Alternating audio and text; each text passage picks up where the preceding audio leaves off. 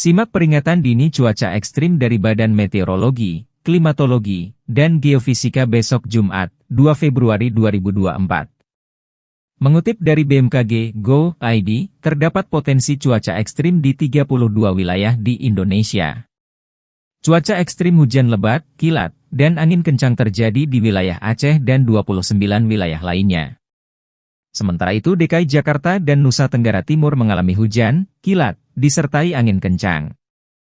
Wilayah Maluku juga terpantau mengalami angin kencang esok hari.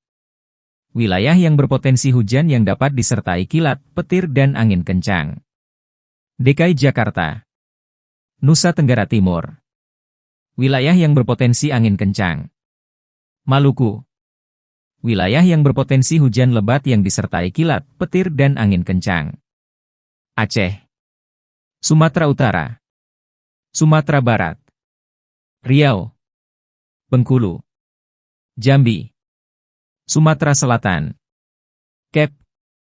Bangka Belitung. Lampung. Banten. Jawa Barat. Jawa Tengah.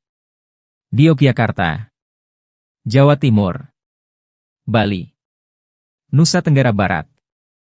Kalimantan Barat. Kalimantan Tengah.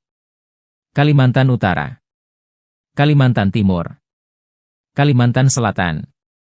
Sulawesi Utara. Gorontalo. Sulawesi Tengah. Sulawesi Barat.